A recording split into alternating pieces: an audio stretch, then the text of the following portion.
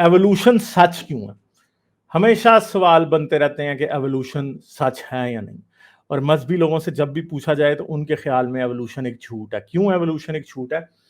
क्योंकि उनका खुदा सच है और खुदा ने जो तरीका बताया है वो सच है। मगर हमें ये पता है कि जितने भी मजहब हैं आज, इनमें जितनी भी क्रिएशन की स्टोरीज हैं कि जमीन आसमान ऐसे बने, इंसान ऐसे बना, ये सब कुछ ये मिथोलॉजिकल स्टोरीज हैं, मिथ्स हैं, ये इनमें कोई हकीकत नहीं है। ठीक है, ये सारी स्टोरीज जो हैं वो ऐसे हैं कि ये बस पुराने लोगों ने घड़ ली थी और उन्हें घड़ के अपने अपने मजहबों में दाखिल कर दिया गया था। अगर हम ये देखें कि हजरत आदम की स्टोरी, तो वो एक मिथ है। ठीक है, जो जो भी आज पढ़े लिखे लोग हैं जो रिसर्च करते हैं बाइबल पे, कुरान पे, पुरानी हिस्ट्रीज के ऊपर, मिथोलॉजीज के ऊपर, उनको पता है कि ये एक एक झूठ है, एक मिथ है। ठीक है, और एक मजहब के बाद दूसरे मजहब में ये मिथ आगे चलता रहा है। ठीक है जी, तो अच्छा जी, हम आगे चलते हैं। अच्छा, तो एवोल्यूशन का इंसान के ऊपर क्या असर हुआ? ठीक है, तो ऑरिजिन ऑफ स्पीशीज में चार्ल्स डार्विन ने लिखा था, there is a grandeur in this view of life. ये जो जिंदगी को देखने का जो नया नजरिया एवोल्यूशन, इसे देखने में एक बड़ी अजमत है इस व्यू में, विद इट्स सेवरल पावर्स, कि जिंदगी के पास कई किस्म की पावर्स हैं, having been originally breath into a few forms और इनटू वन। कि शुरू में कैसे हुई होगी कि कोई कोई थोड़ी सी फॉर्म्स होंगी जिंदगी की, या एक ही होगी, एंड दैट, और ये और वो, whilst this planet has gone cycling on according to the fixed law of gravity, from so simple a beginning endless forms most beautiful and most wonderful have been and are being evolved। तो जैसे जैसे जमीन सूरज के गिर्द घूमती जा रही थी, उसी के साथ साथ हमें क्या मिल रहा है? नई नई जिंदगी की किस्में हमें नजर आती हैं। तो एवोल्यूशन हमें क्या बताती है? एवोल्यूशन हमें कॉस्मोस में या यूनिवर्स में हमारी हैसियत बताती है कि हमारी हैसियत है क्या है, हम कितने इंपॉर्टेंट हैं, हम कितने इंपॉर्टेंट नहीं है। ठीक है, एवोल्यूशन हमें ये बताती है। और हमें एवोल्यूशन पहली बार एक ऐसी चीज है जो कि दुनिया में पाए जाने वाले दूसरे जानदार, बल्कि दुनिया में पाए जाने वाले दरख्तों, माइक्रो ऑर्गेनिज्म, सबसे हमारा नाता जोड़ देती है। पहले जो थे हम ये समझते थे कि हम कोई आसमानी मखलूक हैं और बाकी सब कुछ क्या है, वो जमीनी मखलूक है, हमें तो स्पेशल क्रिएट किया गया है। ठीक है, मगर अब ये रोम जो है, ये जो नार्सिसिज्म था हमारा, जो फेक नार्सिसिज्म था, वो एवोल्यूशन ने तोड़ दिया। और हमें हमें ये पता है कि हम बाकी जिंदगी के साथ रिलेटेड हैं। अगर एक चिंपैंजी का बोन स्ट्रक्चर हमसे मिलता है और बोन्स हम जैसी हैं, जितनी बोन्स उसके जिस्म में उतनी हमारे जिस्म में है, और वो हमसे मिलता जुलता है, इंटेलिजेंट भी बहुत होता है, तो इसका मतलब है कि वो हमसे कहीं दूर रिलेटेड था, हमारा कोई जेनेटिक कजन है वो। ठीक है, और जमीन के ऊपर आज सबसे क्लोजली रिलेटेड हमारे साथ जो ऑर्गेनिज्म है, वो वही ग्रेट एप्स हैं, जिनमें चिंपैंजी, बनोबो, ओरांगाटान और गोरिल्ला बनते हैं। ठीक है, वही हैं सबसे हमारे क्लोज आज। अच्छा जी, तो लोग ये भी कहते हैं कि एवोल्यूशन जो है, that is the greatest idea that anyone ever had. कि एवोल्यूशन क्या है? कि सबसे जबरदस्त आइडिया अगर कभी किसी को कहीं आया है तो वो एवोल्यूशन है। ठीक है जी, कि एवोल्यूशन सबसे जबरदस्त आइडिया, इससे अच्छा आइडिया कभी किसी को नहीं आया। ठीक है, डार्विन की जो थ्योरी थी वो ये बताती है कि सारी जिंदगी एवोल्यूशन का बाय प्रोडक्ट है, और एवोल्यूशनरी प्रोसेस जो है वो नेचुरल सिलेक्शन के जरिए चलता है। ठीक है, और इसको कहा गया है कि सबसे जबरदस्त आइडिया जो कभी किसी को आया था। बहुत से सालों तक जब ओरिजिन ऑफ स्पीशीज लिखी गई, साइंटिस्ट जो थे एवोल्यूशन के ऊपर स्केप्टिसिज्म था उनका, वो स्केप्टिकल थे कि हाँ भाई ये सच है या नहीं है।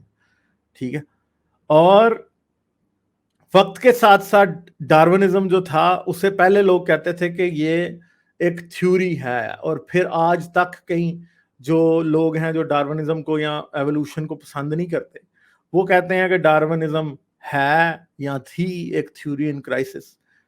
ठीक है, तो मगर 19th सेंचुरी के दूसरे हाफ में जब ये आई थी, 20th सेंचुरी के दूसरे हाफ में हमें बहुत जबरदस्त इसका एविडेंस मिलना शुरू हुआ। और एविडेंस 19th सेंचुरी के एंड पे तो एविडेंस इतना क्लियर नहीं था। ठीक है, मगर बाद में जब जेनेटिक्स सामने आई तो हमें आहिस्ता आहिस्ता ये पता चला कि ओहो, ये एविडेंस तो बड़ा जबरदस्त है। ठीक है। और आज एवोल्यूशन का एविडेंस जो जेनेटिक्स के आने के बाद अब एवोल्यूशन के सच होने में बाल बराबर भी शक बाकी नहीं रहा असल में। मगर बहुत से लोग ऐसे हैं जिनको ये लगेगा कि एवोल्यूशन अभी भी झूठ है, मगर प्रॉब्लम ये है कि वो सिर्फ उनकी जिद है। एवोल्यूशन जो है वो झूठ ना पहले कभी थी ना आज कभी थी। एवोल्यूशन एक ऐसी चीज है जो कि हमने डिस्कवर किया, ये नेचर में होती है। एवोल्यूशन एक नेचर की रियलिटी है जो इंसानों ने डिस्कवर की है, और इस बात का सेहरा किसको जाता है? इस शख्स को, चार्ल्स डार्विन के सर इस बात का सेहरा जाता है। मगर डार्विन ने भी जब एवोल्यूशन की थ्योरी पेश की थी तो आज एवोल्यूशन की थ्योरी भी उससे बहुत आगे आ चुकी है। ठीक है। अब एवोल्यूशन करती क्या? एवोल्यूशन मजहब के डॉगमा को भी तबाह करके रख देती। ठीक है। एवोल्यूशन क्या करती है? मजहबी डॉगमा को गलत को तबाह करके रख देती है। एवोल्यूशन काटती है हमारे अपने अंदर जो एहसास है कि हम बड़ी ऊंची चीज है। इसको एवोल्यूशन हमें एक सबक सिखाती है। यह हमें बताती है कि हम दूसरे जानदारों से जुड़े हुए हैं, और हमें यह भी ये बताती है कि नेचर की नेचर की पावर्स का या नेचुरल फोर्सेस का जिस तरह बाकी जानदार जो है बाय प्रोडक्ट है, इसी तरह हम इंसान भी इसका बाय प्रोडक्ट है। और हम इंसान भी बाकी के सब जानदारों की तरह, जिस तरह वो सब जो हैं वो नेचुरल प्रोसेसेस का एक बाय प्रोडक्ट है, हम भी उनका ही एक बाय प्रोडक्ट है और उनसे जुड़े हुए हैं। ठीक है। कुछ लोग ये जिद करते हैं कि एवोल्यूशन जो है वो मोरालिटी को तबाह कर देती है, मगर मसला ये है कि आज तो मोरालिटी की एक्सप्लेनेशन भी एवोल्यूशन की नजर से आ रही है। बल्कि मेरी एक इस पे वीडियो अभी आनी है या आ चुकी है, मुझे अब याद नहीं है कि मैंने लास्ट वीडियोस में एक मोरालिटी पे भी, हाँ, मोरालिटी, एवोल्यूशन ऑफ मोरालिटी पे मेरा मोनोलॉग आ रहा है। ठीक है, तो उसको जरूर देखिएगा। उसके लिए चैनल सब्सक्राइब कर लें, सारे नोटिफिकेशन ऑन कर लें। सही है। उसके लिए एवोल्यूशन ऑफ मोरालिटी पे मेरा मोनोलॉग जो है वो आ रहा है, वो शायद परसों तक आ जाएगा। ठीक है, तो उसके लिए आप लोग कर लें कि एवोल्यूशन, मोरालिटी की एवोल्यूशन कैसे होती है, और मोरालिटी भी जैसे जैसे हम इवॉल्व हुए हैं हमारे साथ साथ मोरालिटी भी इवॉल्व हुई है। ठीक है, तो एवोल्यूशन ही हमें अच्छे तरीके से बताती है कि इंसान का बिहेवियर जो है वो जानवरों से डिफरेंट क्यों है, ये भी बताती है। और हमारा जो सोशल बिहेवियर है वो इतना एडवांस क्यों है, ये भी एवोल्यूशन हमें बताती है। ठीक है, तो अब एक और बात याद रखिएगा कि आपको जो है मजहब मिल जाएंगे क्रिएशनिज्म के बगैर, मगर क्रिएशनिज्म जो कि ये कहता है कि नहीं सब कुछ किसी ने बनाया हुआ है, वो आपको मजहब के बगैर कभी भी नहीं मिलेगा। क्योंकि जब साइंस ढूंढती है कि जमीन पर जिंदगी कैसे आई, तो किसी को यह बताने की जरूरत नहीं पड़ती कि जिंदगी बनी थी, क्योंकि आज तक इस बात का एविडेंस हमें नहीं मिला। जब मिल जाएगा तो हम मान लेंगे कि जिंदगी किसी ने बनाई, मगर जब तक नहीं मिलता तब तक हम नहीं मान सकते। ठीक है, बहुत से लोग एवोल्यूशन को नहीं मानते। एक सर्वे कराया गया 2006 में, जिसमें अमेरिका में यह सर्वे कराया गया था, जिसमें यह पता चला कि 40% या 40% अमेरिकन जो हैं वो एवोल्यूशन को नहीं मानते। यानी 4 लोग हर 10 में से वो एवोल्यूशन को नहीं मानते। ठीक है, और ये है कि और ये जो फिगर है ये है 39% और 21% जो है ना, 39% जो कहते हैं वो झूठ है एवोल्यूशन, 21% ये कहते हैं कि उन्हें पता नहीं है कि झूठ है सच है, और बाकी के लोग जो है सच मानते हैं इसको। ठीक है, सही। अच्छा, फिर 31 दूसरी कौमों में सर्वे किया गया, सिर्फ एक यूरोपियन नेशंस में, सिर्फ टर्की एक ऐसा मुल्क था जो कि एक इस्लामी मुल्क है, अफसोस के साथ कहना पड़ता है। वहां पे लोग मजहबी फंडामेंटलिज्म की वजह से, शिदत पसंदी की वजह से जो है सिर्फ 25% लोग जो है वो एवोल्यूशन को मानते थे, बाकी के सब एवोल्यूशन को नहीं मानते थे। ठीक है, मगर यूरोपियंस जो हैं उनमें 80%, फ्रेंच जो है, स्कैंडिनेवियंस, आइसलैंडर्स, वो जो है सारे के सारे एवोल्यूशन को सही मानते हैं। जापानी जो है 78% जो है वो ये मानते हैं कि एवोल्यूशन सच है। ठीक है, तो अमेरिका जो कि दुनिया का सबसे बड़ा लीडर कंट्री है, वहां पे भी एवोल्यूशन के खिलाफ बहुत ज्यादा रेजिस्टेंस पाया जाता है। और उसकी वजह क्या है? उसकी वजह बड़ी सिंपल सी है कि अमेरिका जो है सारे के सारे वेस्टर्न नेशंस में से सबसे ज्यादा रिलीजियस कौम है, इसलिए वहां पे एवोल्यूशन को गलत माना जाता है। मगर बाकी सब जगहों पे एवोल्यूशन को ठीक माना जाता है। ठीक है, क्या क्रिएशनिज्म को स्कूल में सिखाना चाहिए? ठीक है, ये बिल्कुल ऐसे ही है कि ऐसे कहा जाए कि शामनिज्म को जो है वो स्कूल में सिखाना चाहिए वेस्टर्न मेडिसिन के साथ, क्योंकि कि वेस्ट के शामनिज्म जो है उसमें भी बड़े कई इलाज वगैरह हैं चीज़ों के। ठीक है, कि जी बाजू टूट जाए तो तेल लगा लो तो थोड़ा आराम मिल जाएगा, इस तरह की बात नहीं। ठीक है, या फिर एस्ट्रोलॉजी जो है, और एस्ट्रोलॉजी को साइकोलॉजी की क्लास में सिखा देंगे, कॉस्मोलॉजी के साथ एस्ट्रोलॉजी सिखाना शुरू कर देंगे। ओ जी जुपिटर वहां जा रहा है तो अब तुम्हारे पास ये हो जाएगा, तो जी मार्स उधर जा रहा है तो मंगल आ गया तुम्हारी कुंडली में। ठीक है, तो ये बातें भी साथ साइंस के पढ़ानी शुरू कर दी जाए। ठीक है, और अमेरिका में क्या है कि एक तकरीबन 8 में से 1 अमेरिकन हाई स्कूल में जो बायोलॉजी का टीचर होता है वो ये समझता है कि क्रिएशनिज्म, कि हर चीज खुदा ने बनाई है, उसको क्या किया जाए, एवोल्यूशन के साथ पढ़ाया जाए। मगर मसला यह है कि क्रिएशनिज्म एक साइंस नहीं है, क्रिएशनिज्म एक बिलीफ है।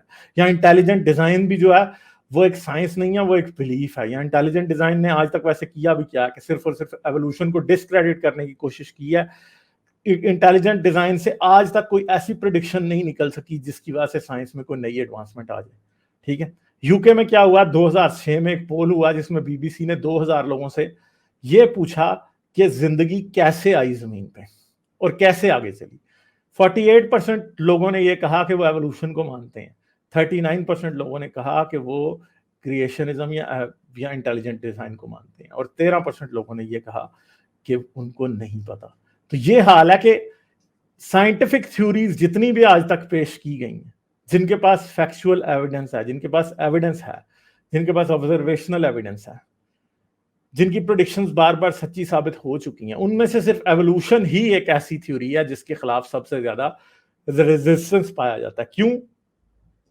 उसकी वजह यह है कि खुदा ने जो ठेका लिया था कि इंसान मैंने क्रिएट किए हैं, खुदा के नाम पे जो झूठ बोला गया था कि मिट्टी से इंसान बनाया, खून से इंसान बनाया, हमने ऐसे इंसान बनाया, हमने वैसे इंसान बनाया, वो सारे के सारे जो जो इंसान का नार्सिसिज्म है, जो उसकी नरगसियत है, वो टूटने लग जाती है। खुदा जो है वो एवोल्यूशन के पांव के नीचे रौंदा जाता है, इस वजह से एवोल्यूशन को लोग झूठ कहते हैं। ठीक है जी, ये बात है, मजहब की कली खोल देती है। और मजे की बात यह है कि हर कोई ये समझता है कि उनको पता है कि एवोल्यूशन क्या है। किसी मदरसे के मुल्ले को उठाएंगे, मुफ्ती तारिक मसूद ने पिछले दिनों कहा था वही एवोल्यूशन जो इंसान बंदर से बना है। और मुफ्ती तारिक मसूद ने जब बिग बैंग की बात आई थी तो बिग बैंग को बिग बैक कह दिया था। ठीक है, बिग बैक का मतलब आपको पता ही है फिर क्या होती है। ठीक है, मेरे ख्याल है तारिक मसूद साहब के ख्यालों में कोई बिग बैग किसी की घूम रही थी, इसलिए उन्होंने बिग बैंग को बिग बैग कह दिया। तो एवोल्यूशन भी उनके ख्याल में वही थ्योरी जो इंसान बंदर से बना था। कभी साहिल अदीम बोंगिया मारता रहता है एवोल्यूशन पे, कभी जाकिर नायक मारता रहता है, गांधी साहब भी काम शुरू कर देते हैं। ठीक है, इंजीनियर मोहम्मद अली मिर्जा साहब आजकल एवोल्यूशन के पीछे पड़े हुए हैं अपनी तरफ से। ठीक है, जितने हम मौलवी शौलवी देखते हैं, दूसरी तरफ सना टुन्नी किस्म के लोग भी एवोल्यूशन के पीछे पड़े रहते हैं, क्योंकि उनका भी आउट ऑफ इंडिया थ्योरी जो है वो उसकी वजह से, एवोल्यूशन की वजह से उसकी उसकी भी कली खुल जाती है, वो भी कचरा साबित हो जाती है, तो उनको भी बड़ी तकलीफ होती है। तो हर मजहबी आदमी को एवोल्यूशन से बड़ी तकलीफ होती है, क्योंकि वो ये समझते हैं कि उनके मजहब की कली खुल जाती है। कोई ये साबित करता है कि हम इंडिया से आए थे, कोई ये कहता है कि वो आदम की नस्ल से हम पैदा हुए थे। एवोल्यूशन सबको एक ही जगह पर रंधा फेर देती है, सारों की तबीयत दुरुस्त कर देती है। इस वजह से सबको एवोल्यूशन से बहुत ज्यादा प्रॉब्लम है, चाहे वो हिंदुत्व हो, हिंदुइज्म हो, चाहे वो क्रिश्चियनिटी हो, चाहे वो इस्लाम हो, चाहे वो जुडाइज्म हो, या कोई भी और दुनिया का जो है वो बोंगा तरीन मजहब हो, सबको एवोल्यूशन से एक जैसी प्रॉब्लम है। ठीक है, तो यहाँ पे मैं दोबारा आपको याद दिला दूं कि स्ट्रीम को लाइक करते जाएं, वीडियो को शेयर करें, और इसके साथ साथ जिसने भी सब्सक्राइब नहीं किया भाई सब्सक्राइब करते जाओ। ठीक है, सब्सक्राइब जरूरी है। तो यहाँ पे एक पेली थे जी, एक क्रिश्चियन फिलोसोफर, उन्होंने अपनी तरफ से एवोल्यूशन के खिलाफ बहुत बड़ा तीर मारा था, और ये तीर आज तक इस्तेमाल हो रहा है। ठीक है, उसने कहा कि अगर आप रास्ते पे जा रहे हैं और आप देखें कि एक घड़ी पड़ी हुई है, ठीक है, तो आपको क्या लगेगा? तो घड़ी कैसी होती है कि उसके बहुत सारे पार्ट्स होते हैं, और उन सब पार्ट्स को असेंबल करके एक चीज बनाई जाती है। ठीक है, और फिर उन पार्ट्स जब आपस में इंटरेक्ट करते हैं तो उसमें मोशन पैदा होता है, और मोशन जो है उसको रेगुलेट किया जाता है। ऐसा मोशन होता है कि वो 24 घंटे में पूरा एक चक्कर लगा लेती है अपना, ठीक है। और अगर उसके जो डिफरेंट पार्ट्स हैं डिफरेंटली शेप्ड होते हैं, वो क्या करते हैं, इन डिफरेंट साइज की वजह से उन्हें एक किसी और तरह से अगर उन्हें अरेंज करने की कोशिश की जाए तो वो सेम आउटकम प्रोड्यूस नहीं करते, ठीक है। तो चलें इसको पढ़ ही लेते हैं। और in any other order than that in which they were placed either no motion at all would have been carried on in the machine or none which would have answered the use of this is now served by it, ठीक है। कि अगर हम किसी और तरह से उसकी अरेंजमेंट करें तो वो ये काम नहीं कर सकेगी। every indication, contrivance, every manifestation of design which existed in the watch existed in the works of nature, with the difference on the side of nature of being greater and more and that in the degree which exceeds all computation। ये कहा कि life जो है वो एक घड़ी से बहुत ज्यादा जो है वो इंट्रिकेट है, बहुत जबरदस्त है। मगर बात यह है कि हमें अच्छे तरीके से पता है कि घड़ी तो एक ऐसी चीज है कि जिसमें एक भी गलती हो जाए ना तो वो काम नहीं करती। मगर हमें अच्छे तरीके से पता है कि हर इंसान के पास हर जीन की 2 कॉपीज होती हैं। एक कॉपी खराब भी होती है ना तो दूसरी कॉपी से उसका काम चलता रहता है, ठीक है। एक कॉपी अगर खराब भी होती है ना, माँ से मिलने वाली कॉपी अगर खराब भी है ना तो बाप से मिलने वाली ठीक होती है।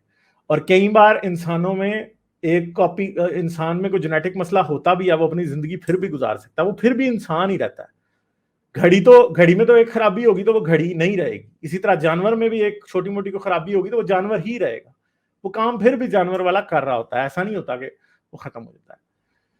तो डार्विन जो था वो पहला नहीं था जिसने एवोल्यूशन के बारे में सोचा था या एवोल्यूशन की थ्योरी पेश की थी। एरास्मस डार्विन जो है, जो कि डार्विन की फैमिली जो थी वो फॉसिल्स इकट्ठी करती थी बड़े लंबे अरसे से, ठीक है। और उन्होंने पहले से उन्होंने एवोल्यूशन का आइडिया उनको बन चुका था, मिल चुका था, सही है। और उनको ये अंदाजा था कि एवोल्यूशन जो है वो क्या है, वो होती है।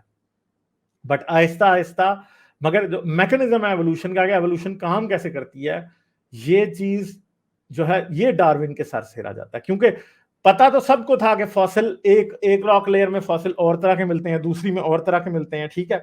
अब इसका मतलब ये है कि जिंदगी बदल रही थी इन रॉक लेयर्स के दरमियान जो टाइम है उसके अंदर। मगर इसका बताया फिर चार्ल्स डार्विन ने कि मैकेनिज्म है क्या, ठीक है। मगर डार्विन ने भी इनकम्प्लीट ही बताया था, वक्त के साथ साथ फिर आगे कंप्लीट हुआ था, ठीक है। ये एक किताब है जिसको मैं हमेशा रिकमेंड करता हूं और बहुत ही जबरदस्त किताब है। अगर आप समझना चाहते हैं एवोल्यूशन इन लेमैन्स टर्म्स तो आपको रिचर्ड डॉकिंस को पढ़ना पड़ेगा। रिचर्ड डॉकिंस की किताब the greatest show on earth जो है वो बहुत ही बेहतरीन किताब है किसी भी बिगिनर के लिए पढ़ने के लिए, ठीक है। सेल्फिश जीन वगैरह जो है वो क्या है, वो थोड़ी डिफिकल्ट है, मगर डॉकिंस की जो ये किताब है ना, the greatest show on earth, ये बहुत ही आसान किताब है किसी भी इंसान के लिए जो कि एवोल्यूशन को बिगिनिंग से समझना चाहता है, उसको समझने में बहुत आसानी पैदा करती है, ठीक है। मगर मॉडर्न थ्योरी ऑफ एवोल्यूशन जो है बड़ी आसान है, इसे आसानी से एक्सप्लेन किया जा सकता है कि जिंदगी जमीन पे इवॉल्व हुई आहिस्ता आहिस्ता और शुरू हुई थी जिंदगी एक प्रिमिटिव स्पीशीज से, परहैप्स एक सेल्फ रेप्लिकेटिंग मॉलिक्यूल था जो कि अपनी कॉपियां बनाता था, जो कि शायद 3.5 बिलियन साल से ज्यादा वक्त पहले यानी 3.5 अरब साल पहले जमीन के ऊपर पाया जाता था, ठीक है। वो सिर्फ अपनी शायद कॉपियां बना सकता था, मगर फिर वक्त के साथ साथ क्योंकि उसके अंदर इवॉल्व करने की, चेंज होने की कैपेबिलिटी थी एक जनरेशन से अगली जनरेशन में, तो आहिस्ता आहिस्ता वो जिस तरह एक दरख्त की शाखें फैल जाती हैं मुख्तलिफ तरफ, इसी तरह वो भी मुख्तलिफ स्पीशीज की तरह फैल गया। और जमीन पर सबसे पहले माइक्रो ऑर्गेनिजम्स आए, ठीक है। पहले माइक्रो ऑर्गेनिजम्स की डाइवर्सिटी हुई, फिर मल्टी सेलुलर लाइफ उनसे बनी, ठीक है। तो यही जो है बेसिक एवोल्यूशनरी प्रोसेस जो है सारी जिंदगी का, वो यही है, सही है।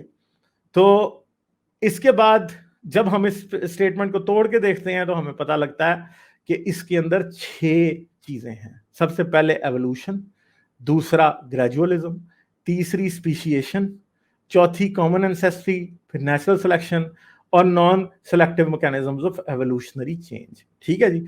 तो पहले है एवोल्यूशन, एवोल्यूशन जो है वो तो मैं पीछे आपको थोड़ा एक्सप्लेन कर रहा हूँ। ग्रेजुअलिज्म क्या है कि एवोल्यूशन बहुत आहिस्ता आहिस्ता होती है। स्पीशिएशन के एक स्पीशीज से कोई नया स्पीशीज बन जाता है, ठीक है। कॉमन एंसेस्ट्री के सब जानदार आपस में जुड़े हुए हैं, वो सब एक ही कॉमन एंसेस्टर से निकल के आए हैं।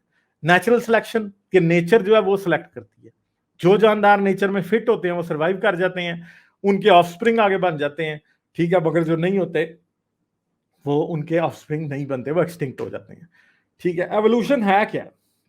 एवोल्यूशन का मतलब ये है कि कोई भी जानदारों का स्पीशीज जो है वो जेनेटिक चेंज हो जाती है उसमें वक्त के साथ साथ, उसके जीन्स बदल जाते हैं। जब जीन्स बदलते हैं, अब जीन्स होते हैं क्या? जीन्स बेसिकली एक ब्लूप्रिंट है जो कि हम सब के अंदर मौजूद है। गालिब के अंदर गालिब का जेनेटिक ब्लूप्रिंट है, हाँ आपके अंदर आपका जेनेटिक ब्लूप्रिंट है। आपकी जिंदगी, आपके जिस्म में पाए जाने वाले हर सेल के न्यूक्लियस में वो ब्लूप्रिंट मौजूद है। आपके बालों से लेके, आपके नाखूनों से लेके, आपकी आंतों के अंदर, आपके दिल के सेल्स में, आपके मसल्स के सेल्स में, हर चीज में आपका जेनेटिक ब्लूप्रिंट पाया जाता है। मगर मजे की बात यह है कि जब आप रिप्रोड्यूस करते हैं, जब आप बच्चे पैदा करते हैं, तो आपका ब्लूप्रिंट और आपके पार्टनर का ब्लूप्रिंट दोनों मिलके एक नया ब्लूप्रिंट बनाते हैं, जो कि ना आप जैसा होता है ना आपके पार्टनर जैसा होता है, वो एक नई चीज होता है। यही वो प्रोसेस है जिसके थ्रू एवोल्यूशनरी चेंज पैदा होती है, ठीक है। तो बहुत ज्यादा, अब एक जनरेशन में तो इतना ज्यादा चेंज नहीं पैदा हो सकता ना कि कोई नया स्पीशीज बन जाए, मगर over the course of thousands और hundreds of thousands of generations क्या होता है कि जो माँ बाप हैं उनसे बच्चे डिफरेंट होना शुरू हो जाते हैं, ठीक है। और वो जो डिफरेंसेस हैं वो किस चीज की बेस पे होते हैं? डीएनए की बेस पे। और डीएनए के अंदर क्योंकि म्यूटेशंस होती हैं, डीएनए में या जीनोम के अंदर जो म्यूटेशंस होती हैं वो एवोल्यूशनरी चेंज की वजह बनती हैं। तो जितने भी जानवरों के स्पीशीज हैं, पौधों के स्पीशीज हैं जमीन के ऊपर, वो पास्ट में नहीं थे। आज आपको जो जमीन के ऊपर जितने भी स्पीशीज मिल रहे हैं, मोस्टली इनमें से आज से 5 मिलियन साल पहले, 10 मिलियन साल पहले इनमें से शायद कोई भी अराउंड नहीं था। बहुत कम होते हैं जो आज भी अराउंड है, आज भी हैं। ज्यादातर वक्त के साथ एक्सटिंक्ट हो जाते हैं या बदल जाते हैं, ठीक है जी। ये एवोल्यूशन की चीज है। और मगर हमें एक बात पता है कि जितने भी स्पीशीज आज जमीन पे हैं और जितने भी स्पीशीज जमीन के ऊपर आज से 10 मिलियन साल पहले यानी 1 करोड़ साल पहले रहते थे, आज जितने भी स्पीशीज हैं वो उन्हीं स्पीशीज की औलादें और उनसे ही बदल के बने। इंसान जो है वो किससे बदले थे? इंसान कहां से इवॉल्व हुए थे? बंदरों जैसे एप लाइक एंसेस्टर्स हैं हमारे, जो कि आज के एप से नहीं मिलते मगर पास्ट में वो एप्स थे। यानी आज से तकरीबन 8 मिलियन साल पहले सैहेलैंथ्रोपस चाडेंसिस था, जो कि हमारा और चिंपैंजी दोनों का एंसेस्टर है। उससे एक लाइन निकली जो होमिनिड्स की तरफ आ गई, दूसरी लाइन जो गई वो चिंपैंजीज की तरफ चली, ठीक है। और चिंपैंजीज और हम दोनों उसके डिसेंडेंट्स में आते हैं, ठीक है जी। ये चीजें, अच्छा जी। अच्छा, ग्रेजुअलिज्म क्या है? अब ग्रेजुअलिज्म जो है वो क्या है? बेसिकली एक आहिस्ता आहिस्ता होने का प्रोसेस है एवोल्यूशन का। जो दूसरा प्रोसेस है वो क्या है? ग्रेजुअलिज्म की। ग्रेजुअलिज्म है क्या? तो एवोल्यूशनरी थ्योरी का जो आइडिया है वो ग्रेजुअलिज्म है। ये इसका मतलब ये है कि बहुत ज्यादा जनरेशंस लगती हैं एक स्पीशीज को कोई नया स्पीशीज बनाने में, ठीक है। एवोल्यूशनरी चेंज के लिए बड़ा टाइम लगता है, सही है। तो एवोल्यूशन जो नए फीचर्स किसी जानदार के अंदर आती हैं, जैसे दांत और जॉज और पर और ऐसी चीजें, अब जितना ज्यादा डिफरेंट कोई नया फीचर अपने एंसेस्टर से होता है आमतौर पे उसे उतनी ज्यादा टाइम लगता है। मगर आज हमें यह भी पता है कि जब एक्सटिंक्शन होती है तो उसके बाद एकदम एवोल्यूशनरी चेंज बड़ी तेजी से हो रही होती है, मगर वो सर्टन पीरियड्स होते हैं जिनके अंदर वो ज्यादा तेज होती है, ठीक है। तो जैसे दांत और जॉज जो हैं वो मैमल्स को रेप्टाइल से डिफरेंट बनाते हैं, ठीक है। ये सिर्फ ऐसा नहीं हो सकता कि एक रेप्टाइल हो तो वो कुछ जनरेशन में मैमल बन जाएगा, नहीं, वो नहीं बनता। इसे हंड्रेड्स ऑफ थाउजेंड्स और मिलियंस ऑफ जनरेशंस लगती हैं आमतौर पे एक इस तरह की एवोल्यूशनरी चेंज होने में, जिसमें एक नए किस्म के स्पीशीज बन जाए। कुछ किस्म की चेंजेस जो है वो जल्दी जल्दी हो जाती हैं, ठीक है। जैसे कि माइक्रो ऑर्गेनिज्म जो है वो जल्दी जल्दी चेंज हो जाते हैं, क्योंकि माइक्रो ऑर्गेनिज्म तो ऐसे होते हैं कि 15 मिनट में वो बनेगा और 15 मिनट में वो मर भी जाएगा, माइक्रो ऑर्गेनिज्म। तो इस वजह से क्या होता है कि उनकी एवोल्यूशन जल्दी होती है, सही है। कई किस्म के माइक्रो ऑर्गेनिज्म है जिनकी टोटल लाइफ 20 मिनट होती है, 20 मिनट के अंदर वो जो है पैदा होते हैं, रिप्रोड्यूस करते हैं और मर भी जाते हैं, ठीक है। तो इसलिए उनको इवॉल्व होने में ज्यादा टाइम, इतना ज्यादा टाइम नहीं लगता, क्योंकि उनकी तो जनरेशन जल्दी जल्दी पैदा हो रही है, मर रही है। तो रिप्रोडक्टिव रेट जो होता है किसी जानदार का, जिसका रिप्रोडक्टिव रेट तेज होगा उसकी एवोल्यूशन आमतौर पे तेज होती है, ठीक है।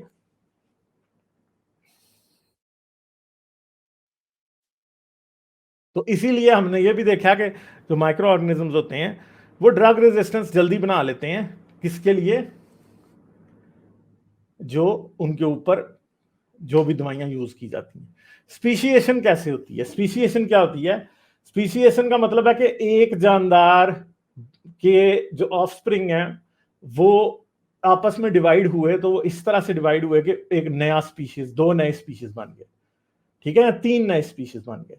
तो आमतौर पर यह माना जाता है कि रेप्टाइल्स और बर्ड्स जो है वो मैमल से पहले इवॉल्व हो चुके थे, ठीक है, क्योंकि रेप्टाइल्स जो है सांप, छिपकलियां, मगरमच्छ, ये बड़े पुराने जानदार हैं, ठीक है। इसके साथ साथ जो बर्ड्स हैं वो भी पुराने जानदार हैं, क्योंकि डायनासोर्स के जो डिसेंडेंट्स हैं ना वो बर्ड्स हैं, ठीक है। डायनासोर्स के डिसेंडेंट्स हैं बर्ड, और ये भी मैमल से ज्यादा पहले सक्सेसफुल स्पीशीज बन गए थे जमीन के ऊपर। तो जो एंसेस्टर एक्स था, जो कि रेप्टाइल्स का और डायनासोर्स का दोनों का और बर्ड्स का तीनों का मतलब एंसेस्टर था, वो बहुत पास्ट में किसी टाइम रहता था, ठीक है। और उसके बदलने के साथ साथ over the course of millions of years वो बदला, तो उससे क्या बना, हमें हमें ये मिल गए, उनसे आगे हमें बर्ड्स और रेप्टाइल्स मिलते रहे, ठीक है। तो और इसके होने के लिए कई तरीके हैं।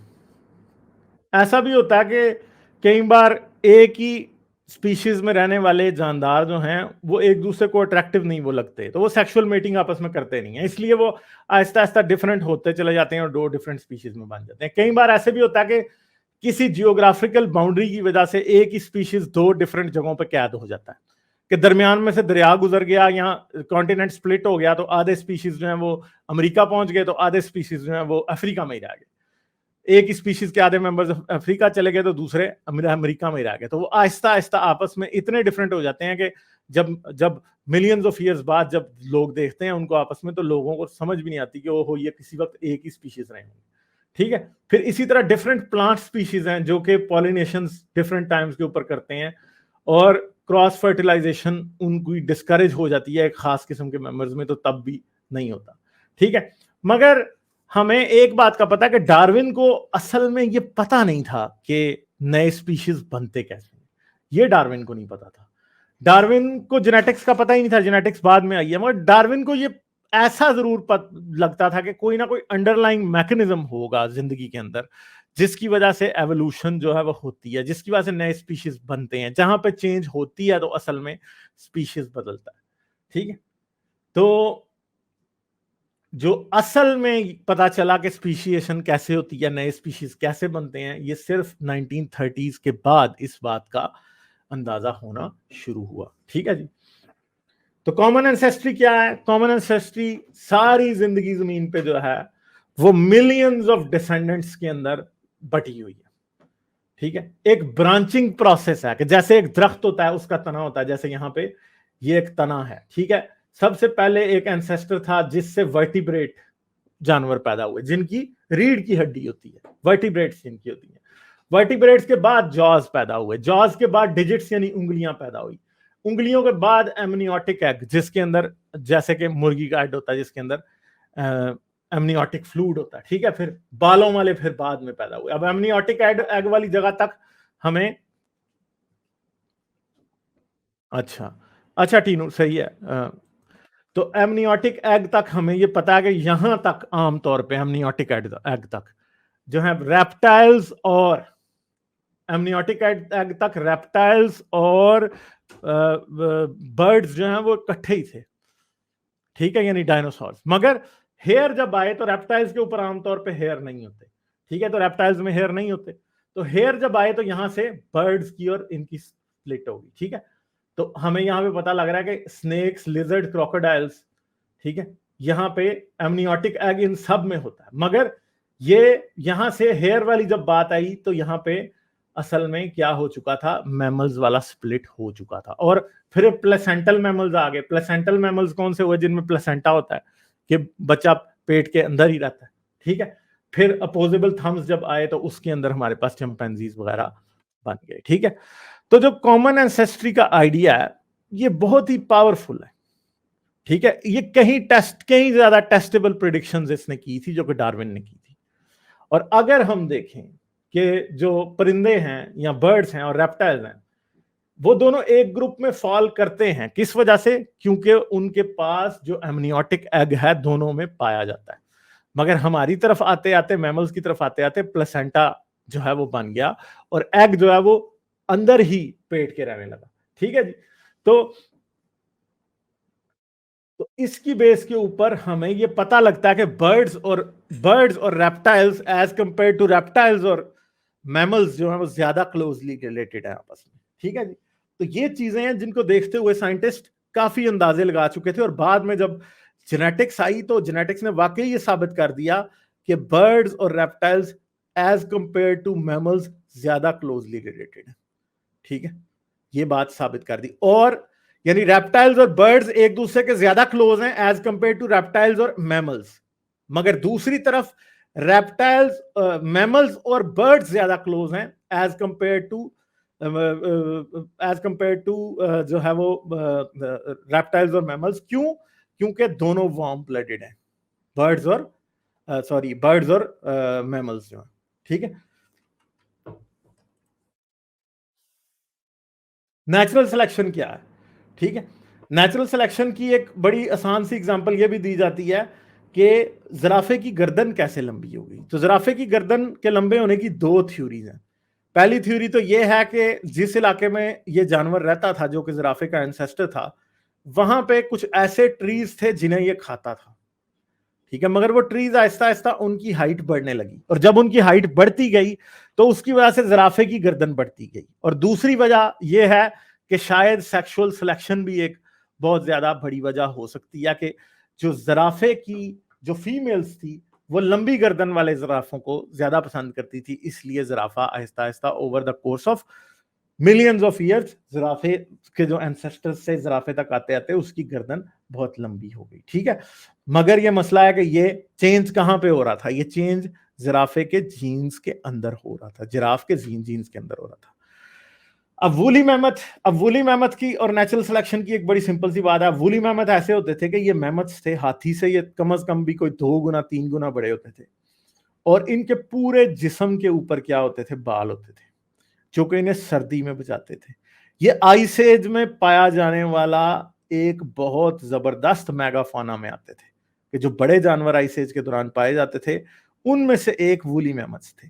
और वूली मैमथ्स को इंसान ने लाखों साल तक शिकार किया, क्योंकि जब एक मैमथ इंसान गिरा लेता था तो उस मैमथ से पूरे कबीले को कई दिनों तक जो है उससे खाना मिलता रहता था। उसकी खाल को वो अपने लिए कपड़े बनाने में, अपने लिए खैमे बनाने में और चीजें अपने आप को सर्दी से बनाने में बहुत ज्यादा वो इस्तेमाल करते थे। मगर अब एक बात है कि वूली मैमथ जो है वो आज उसका जो क्लोजेस्ट कजन पाया जाता है वो हाथी है। और हाथी क्या है? हाथी गर्म इलाकों में रहता है सिर्फ, ठीक है। हाथी सिर्फ गर्म इलाकों में रहता है, इसलिए उसके जिस्म पे कोई बाल वगैरह नहीं होते। मगर ये दोनों इतने क्लोजली रिलेटेड हैं कि ये दोनों ही जो हैं वो इतने क्लोजली रिलेटेड हैं कि आज भी हाथी का डीएनए जब वूली मैमथ के डीएनए से कंपेयर किया गया तो अच्छे तरीके से पता लगता है कि दोनों जेनेटिक कजन है। मगर अब एक्सटिंक्शन हुई है वूली मैमथ की। वूली मैमथ की एक्सटिंक्शन क्यों हुई है? एक तो ये भी बात याद रखेंगे इसमें कुछ हाथ इंसान का भी है, क्योंकि इंसान वूली मैमथ का शिकार बहुत जबरदस्त तरीके से करता है, ठीक है। इसके अलावा एक और बात यह है कि जब आइस एज खत्म हुई तो जो वूली मैमथ्स का हैबिटेट था वो क्या हुआ? वो आहिस्ता आहिस्ता खत्म हो गया। वूली मैमथ बहुत ज्यादा सर्द इलाकों में रहते थे। फिर वो बहुत से प्रेडिटर जो कि और इंसान जो है वो भी आइस एज में आहिस्ता आहिस्ता जब एक्सपेंड किया आइस एज के एंड की तरफ तो इंसान जो है वो मेन प्रेडिटर था वूली मैमथ्स का। ये भी एक वजह बनी जिसकी वजह से ये आहिस्ता आहिस्ता क्या हुए? ये खत्म हो गए, ठीक है, और आज ये जमीन पे कहीं नहीं पाए जाते। और इसी तरह वोली मैमथ्स भी थे, और वोली राइनोस भी थे, और भी बहुत सारे ऐसे जानदार थे जो कि इस तरह के थे। ठीक है, और एक्सटिंक्शन क्या है? एक्सटिंक्शन जो है, ये मैंने आपको बताया कि आज अगर इंसान जमीन पे रहते हैं तो जमीन पे जितने भी इंसान रहते हैं, अगर ये सब के सब खत्म हो जाएं तो इसे इंसानों की एक्सटिंक्शन कहा जाएगा। ठीक है, और आज जमीन पे जो जानदार पाए जाते हैं वो सब के सब अभी एक्सटिंक्ट नहीं हुए, मगर ये याद रखिएगा कि जमीन पे आज तक जितने भी स्पीशीज थे उनमें से 99% जो है वो एक्सटिंक्ट हो चुके हैं। जमीन की हिस्ट्री जो है वो कितनी है?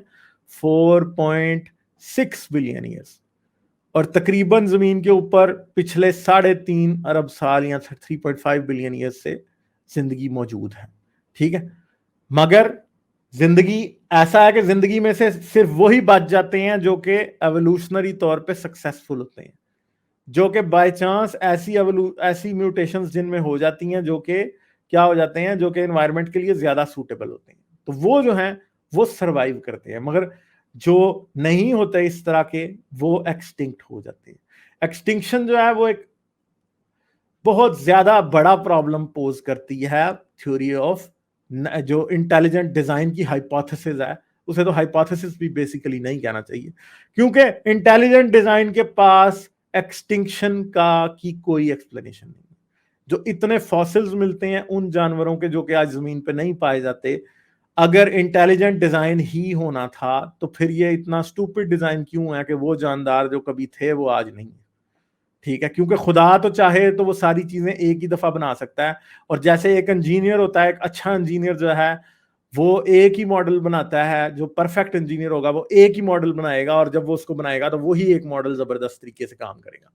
मगर जमीन के ऊपर ये चक्कर नहीं है। जमीन के ऊपर अगर आज हाथी पाए जाते हैं तो हाथियों के पुराने एंसेस्टर्स भी पाए जाते हैं जो कि आज एक्सटिंक्ट हो चुके हैं। अगर इंसान पाए जाते हैं तो नेंडरटॉल्स भी पाए जाते थे जो कि आज एक्सटिंक्ट हो चुके हैं।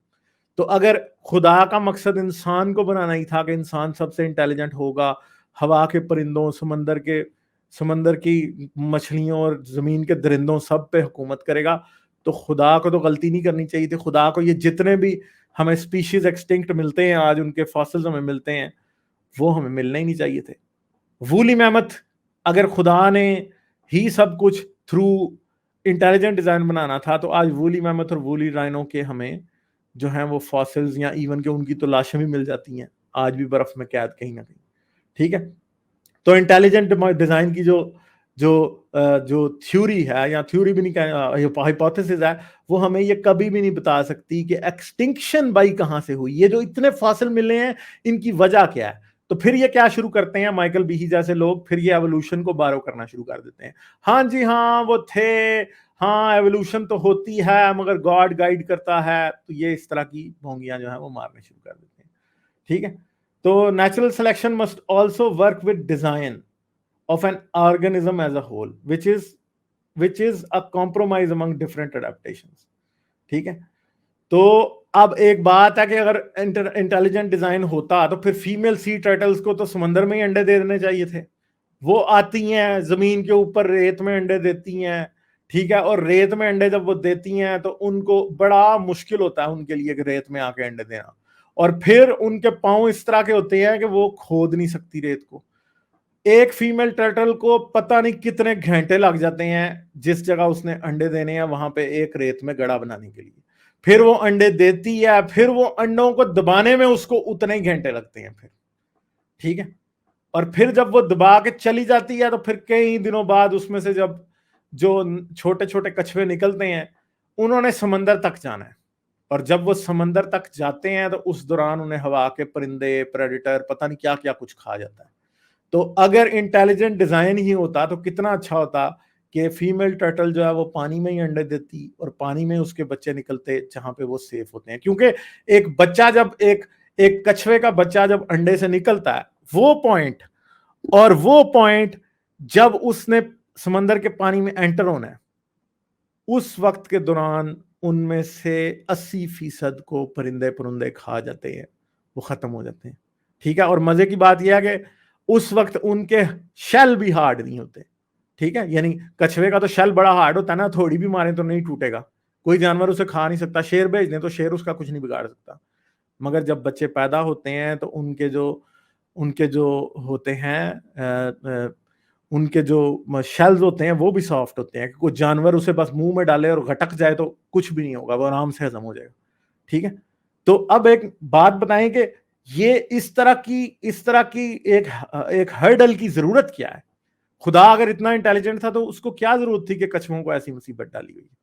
ठीक है, तो उसकी एक बड़ी सिंपल सी वजह है। उसकी वजह यह है कि कछुआ जो है वो उसके एंसेस्टर्स जमीन से पानी में गए थे। ठीक है, इस वजह से ये मुसीबत पड़ी हुई है कि उनको फिर जमीन पे आके अंडे देने पड़ते हैं। समझ गए? सिर्फ इस वजह से। तो ये और उनकी एंसेस्ट्री लाइंस जो है हमें पता चलता है कि वो जो सी टर्टल है वो बेसिकली लैंड टर्टल ही से इवॉल्व हुआ। ये बातें। अच्छा जी, आगे चलते हैं हम। Evolution does not start from scratch. अब एक बड़ी सिंपल सी बात है कि एवोल्यूशन जो है ना वो स्क्रैच से नहीं स्टार्ट होती। इंटेलिजेंट डिजाइन की एक बड़ी सिंपल सी बात है कि इंटेलिजेंट डिजाइन, जब एक परफेक्ट डिजाइनर है जिसने सब कुछ डिजाइन करना है तो वो तो किसी भी चीज को नए सिरे से शुरू कर सकता है ना। मगर एवोल्यूशन का ये मसला नहीं है। एवोल्यूशन स्क्रैच से नहीं स्टार्ट होती। जानदार होते हैं जिंदा जमीन के ऊपर, एवोल्यूशन उनको ही बदलती है, और जब वो बदलते हैं वो नए स्ट्रक्चर्स बनाने में उनको कई मिलियंस ऑफ ईयर्स लगते हैं, और कई बार वो नए स्ट्रक्चर्स बनाने में नाकाम होकर एक्सटिंक्ट हो जाते हैं। ठीक है, तो एवोल्यूशन जो है जो नए स्पीशीज बनाती है वो उसके पास जो पहले मॉडल होता है वो उसी को आहिस्ता आहिस्ता बदलती है। ठीक है, एवोल्यूशन एक ऐसा आर्किटेक्ट है जिसके पास कभी ये ऑप्शन होता ही नहीं है कि वो एक बिल्डिंग को गिरा के नई बिल्डिंग बना ले या एक नए प्लाट में एक नई बिल्डिंग बना ले। उसके पास एक ही बिल्डिंग होती है, उसने उसी में एक दरवाजा तोड़ के दूसरी तरफ निकाल देना है, एक जगह तोड़ के सीढ़ियां नई लगा देनी है। ठीक है, छत के ऊपर जी नया कुछ बना देना है। ठीक है, ये चीजें करते रहना है। सही है, तो लाइक करते जाएं जी दोस्तों, लाइक जरूरी है। लाइक आप लोग अगर नहीं कर रहे तो आप लोग इंसानियत का भला नहीं कर रहे। ठीक है, फॉर एग्जाम्पल क्या है जी कि इंसान के जो अंदर जो मर्द है, मर्द के जो टेस्टिकल्स हैं, टेस्टिकल्स का जो टेम्परेचर है ना वो पूरी बॉडी से थोड़ा कम होता है। ठीक है, अगर आप एक थर्मल गन ले आएंगे ना जिससे टेम्परेचर चेक करते हैं, आप अपने माथे का टेम्परेचर चेक कीजिएगा और अपने टेस्टिकल्स का कीजिएगा तो टेस्टिकल्स का कम ही होगा। ठीक है, अब जो थोड़ा एडवेंचरस होगा वो ये कर भी सकता है। ठीक है, मगर हमारे टेस्टिकल्स जो हैं वो बॉडी से बाहर क्यों रहते हैं? क्योंकि टेस्टिकल्स के अंदर जो स्पर्म है ना, अगर टेस्टिकल्स बॉडी के अंदर चले जाए ना तो जो बॉडी के अंदर टेम्परेचर है ना जो आपका 98.6% डिग्री सेल्सियस फ़ारेनहाइट, उसके ऊपर स्पर्म मर जाता है। स्पर्म इतने गर्म टेम्परेचर में जिंदा नहीं रह सकता, इसलिए टेस्टिकल्स बाहर ही रहते हैं। और ये बात कहां से चली आ रही है? ये मछली के वक्त से चली आ रही है, क्योंकि मछली जो थी ना, हम मछली से इवॉल्व होके आगे तक आए हैं। मछली का मसला ये है कि मछली का जो बॉडी टेम्परेचर है ना वो आमतौर पे कम होता है, और उसकी वजह से ही जो है आज तक सारे मैमल्स के और बहुत से दूसरे जानदारों के टेस्टिस जो हैं वो बॉडी से बाहर होते हैं ताकि उनका टेम्परेचर जो है वो थोड़ा कम रह सके और उसके अंदर स्पर्म इवॉल्व कर सके। ठीक है, तो और ये बड़ा अच्छा होता है कि हमारे टेस्टिकल्स बॉडी के अंदर होते हैं। जब किसी को टांग लगती है ना टेस्टिकल्स पे तो वो हम कहते हैं, वो लड़के हम मजाक से कहते होते हैं कि फ्यूज उड़ गया। ठीक है, क्योंकि बिल्कुल लिटरली बंदे को ऐसे ही लगता है कि फ्यूज उड़ गया बिल्कुल। तो ये अगर बॉडी के अंदर होते तो इतना बड़ा प्रॉब्लम ना होता। और कभी शेरों की आप लड़ाई देखें, वो कैलाहारी लाइंस की एक बार मैंने लड़ाई देखी थी कि लड़ाई के दौरान एक शेर दूसरे शेर को कैस्ट्रेट ही कर देता। वो प्लानिंग से कैस्ट्रेट नहीं करता कि ये मेरा गुलाम है तो मैंने इसे कैस्ट्रेट करना है, वो लड़ते लड़ते ही दूसरे के टेस्टिकल्स उड़ा देता है। ठीक है, तो वो टेस्टिकल्स जब उसके उड़ जाते हैं तो बस फिर वो रिप्रोडक्शन के काबिल नहीं रहा। तो एक इतना वनरेबल चीज बॉडी के बाहर क्यों लगी हुई है? ये तो बड़ा पुअर डिजाइन है। अगर कभी भी ऐसा तो नहीं हो सकता कि एक इंजीनियर हो और वो एक मशीन का सबसे ज्यादा जो ऐसा पार्ट है जो कि बड़ा बेचारा, जिस पार्ट को बहुत ही खतरा है, नाजुक पार्ट है, उसे बाहर लगा दे और उसके ऊपर लेबल लगा दे कि किक दिस है। ये तो अल्लाह ने बिल्कुल ऐसे ही किया हुआ है ना कि टेस्टिकल्स बाहर निकाल के और कहा हुआ है किक दिस।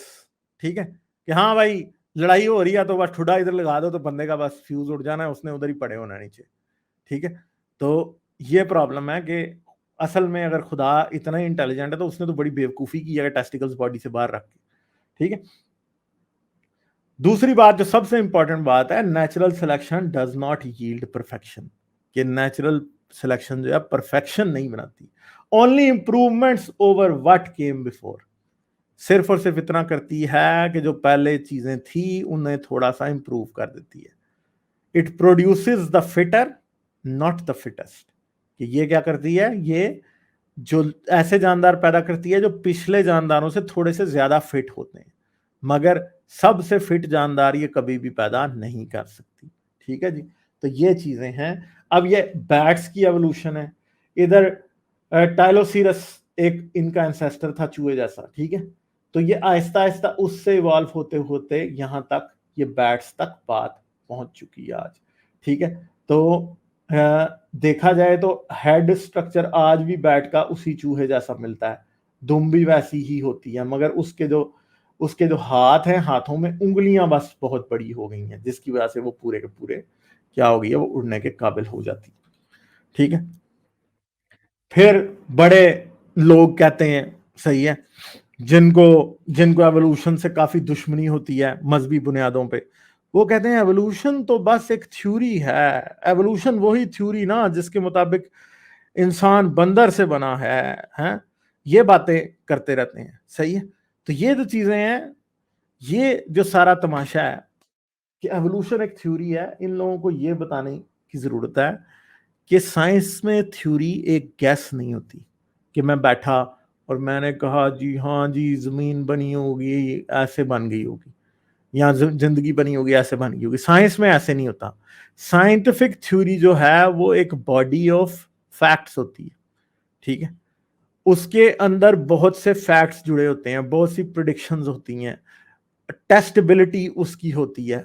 ठीक है, उसकी फॉल्सिफाइबिलिटी भी होती है। टेस्टेबिलिटी का मतलब है कि एक थ्योरी ऑफ एवोल्यूशन ने एक प्रिडिक्शन दी कि हाँ जी इंसान और चिंपैंजी के दरमियान में, दोनों के दरमियान में कुछ ट्रांजिशनल फॉसिल्स मिलने चाहिए थे।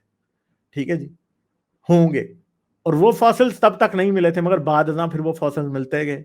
तो इससे पता लगता है कि हाँ इंसान और चिंपैंजी के दरमियान में भी थे लोग ऐसे जो कि मौजूद थे जमीन पे। या फिर थ्योरी ऑफ एवोल्यूशन ने यह भी प्रिडिक्ट किया कि अच्छा इंसान है तो जमीन के ऊपर किसी वक्त इंसान जैसे और भी होमिनिड स्पीशीज रहे होंगे, और आज ये वक्त आ चुका है कि आए दिन नए नए होमिनिड स्पीशीज मिलते जा रहे हैं। अब कहीं 20 से भी ज्यादा होमिनिड स्पीशीज मिल चुके हैं।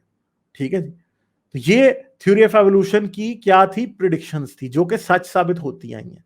फॉल्सिफाइबिलिटी क्या है, थ्योरी ऑफ एवोल्यूशन की बड़ी सादा सी फॉल्सिफाइबिलिटी है कि आप आज कोई भी,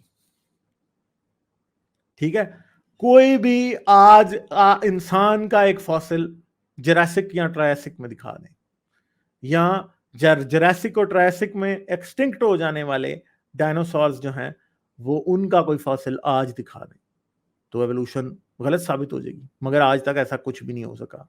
ठीक है, तो साइंस की जुबान के अंदर, जैसे कि according to the Oxford dictionary, a scientific theory is a statement of what are held to be general laws, principles or causes of something known or observed। तो अगर कोई ये समझे कि साइंटिफिक थ्योरी एक गैस है, तो नहीं, ऐसी बात नहीं है। ये क्या है, स्टेटमेंट जो कि एक्सप्लेन करती है, ठीक है, किन चीजों को, जनरल लॉज को, प्रिंसिपल्स को, असूलों को, और कॉजेज को या वजूहात को, ऑफ समथिंग नोन और ऑब्जर्व। तो साइंटिफिक थ्योरी क्या होती है कि जो चीजें हमने देखी हैं, जिनका ऑब्जर्वेशनल एविडेंस है, जिनके लॉज हमें पता है, जिनके प्रिंसिपल्स हमें पता है, उनकी एक्सप्लेनेशन जो है वो एक साइंटिफिक थ्योरी होती है, और यही एवोल्यूशन करती है। ठीक है, और जो कोई कहता है कि एवोल्यूशन एक थ्योरी है, ठीक है, तो साइंस में थ्योरी जो है वो एक हंच या अंदाजे से बहुत ज्यादा होती है। It is a well thought out group of propositions meant to explain facts about the real world। Science में थ्योरी क्या होती है कि एक ऐसी ऐसी बातें होती हैं जो कि दुनिया से रिलेटेड फैक्ट्स को एक्सप्लेन करती हैं। ठीक है, atomic theory isn't just a statement that atoms exist.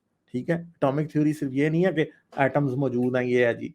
It is a statement about how atoms interact with one another. ठीक है, समझ गए? from compounds and behave chemically. Similarly, the theory of evolution is more than just a statement that evolution happened.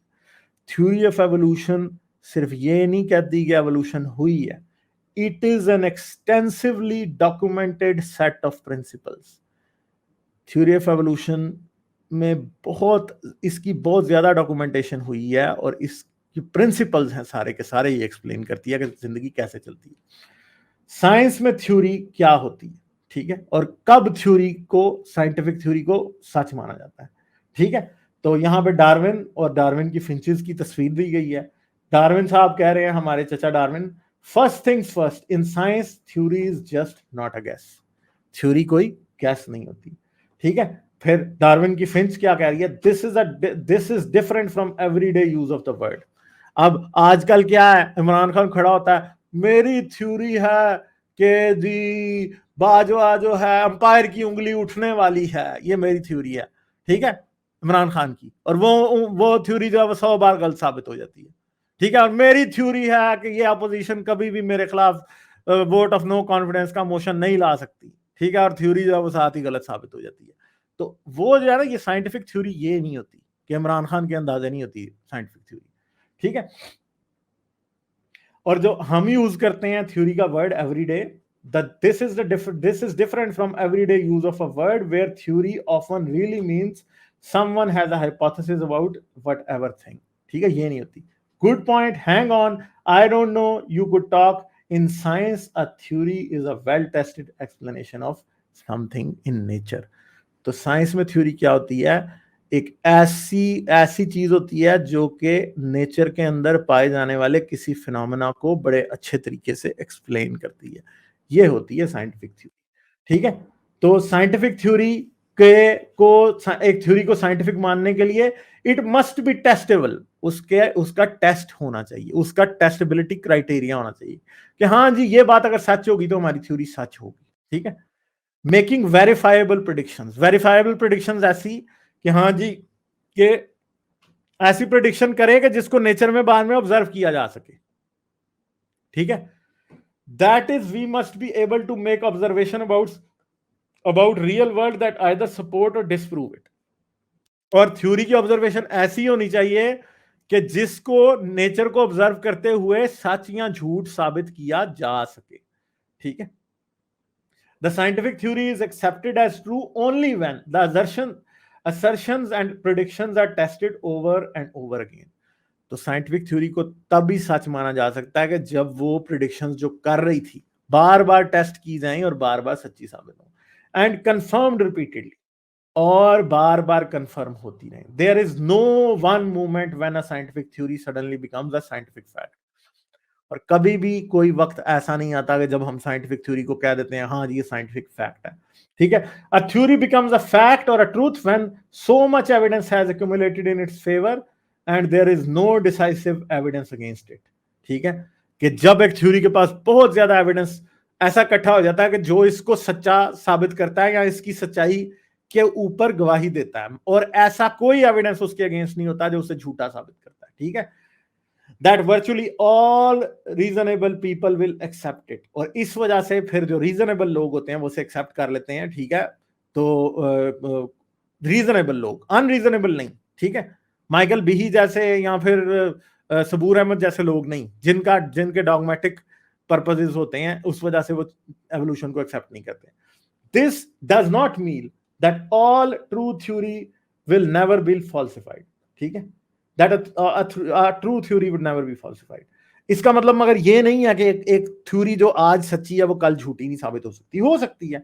All scientific truth is provisional, subject to modification in the light of new evidence. और कोई भी scientific theory जो होती है, अगर ऐसा evidence मिले कि जो वो इसे फुली एक्सप्लेन नहीं कर पाती, तो थ्योरी को भी बदलना पड़ता है, और कई बार थ्योरीज टोटली डिस्कार्ड भी हो जाते हैं. There is no alarm bell that goes off to tell scientists that they have finally hit on the ultimate unchangeable truths about nature.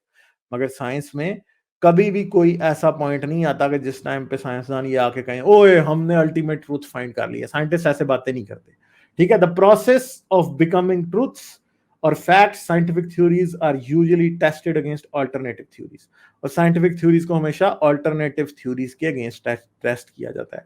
After all there are usually several explanations for a given phenomena. आमतौर पर किसी भी phenomena के बारे में जो nature के अंदर होता है कई अल्टरनेट एक्सप्लेनेशंस होती हैं. साइंटिस्ट ट्राई टू मेक की ऑब्जर्वेशंस, तो साइंटिस्ट ऑब्जर्वेशंस बनाते रहते हैं और कंडक्ट डिसाइसिव एक्सपेरिमेंट्स, या फिर ऐसे एक्सपेरिमेंट करते हैं जिनकी बेस पे ये डिसाइड हो सके कि दोनों में से कौन सी थ्योरी सच्ची है या 10 थ्योरीज में से कौन सी थ्योरी सच्ची है. ठीक है, that will test one rival explanation against another, जिसकी वजह से दो ऐसी एक्सप्लेनेशंस जो कि एक दूसरे के बिल्कुल ऑपोजिट हैं उन्हें टेस्ट किया जा सके. ठीक है, और नेचर में ये टूल्स हैं कि अब आपको पता लग सके कि अच्छा ये एक्सप्लेनेशन फलां साइंटिस्ट ने दी है, दूसरे ने ये दी है. अब मसला ये है कि डिसाइड तो नेचर करती है ना, फिर आप नेचर को ऑब्जर्व करते हैं, दोनों की लाइट में देखते हैं और आपको पता चल जाता है कौन सी सच्ची है और कौन सी झूठी है. ठीक है जी. In the beginning everyone was a creationist. मगर एक बात याद रखें कि डार्विन से पहले, एरस्मस डार्विन से पहले हर कोई एक क्रिएशनिस्ट ही था. हर कोई ये मानता था कि बाइबल में लिखा है खुदा ने 6 दिन में जमीन और आसमान बनाए, 6वें दिन खुदा ने इंसान को बना दिया, इंसान की पसली से हवा को बना दिया, हवा ने फल खा लिया. ठीक है, उसके बाद हवा को हमने गुलाम बना लिया. ठीक है, ये सब कुछ खुदा की बाइबल में लिखा है, ये खुदा के कुरान में भी लिखा है. We can say that evolution was a theory. ठीक है, when first proposed by Darwin, and since 1859 it has graduated to facthood. As more and more supporting evidence has piled up, evolution is still called a theory, just like the theory of gravity, but it is a theory that is also a fact. तो उसे theory यानी जो दूसरा sense है theory के word वाला कि हाँ मेरा हंच है, मेरा अंदाजा है कि ऐसे हुआ होगा. एक वक्त था कि एवोल्यूशन ऐसे थी जब 1859 में उसे डार्विन ने पेश किया था, मगर अब वो फैक्टहुड या सच्चाई की डिग्री पे पूरी आ चुकी है, क्योंकि उसके बाद से आज इतना एविडेंस मिल चुका है कि जिसको झुटलाना किसी सूरत में पॉसिबल नहीं है. ठीक है, टेस्टेबल प्रेडिक्शंस जो डार्विन ने दी थी, एक सबसे बड़ी थी कि डार्विन ने कहा था कि फ्यूचर में और जिंदगी इवॉल्व होती रहेगी. ठीक है, the first comes from using the 6 tenets of Darwinism to make testable predictions. By predictions, we don't mean that Darwinism can predict how things will evolve in the future.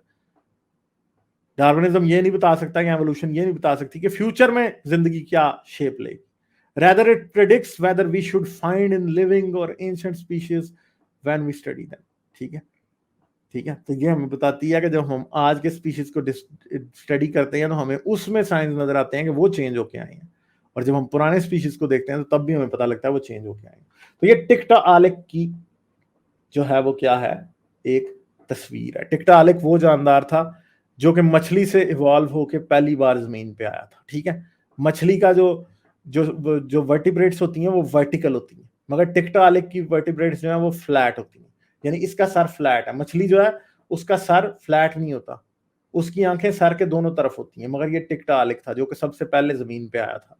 और ये भी प्रेडिक्शन एक वक्त में की गई थी एवोल्यूशन की तरफ से.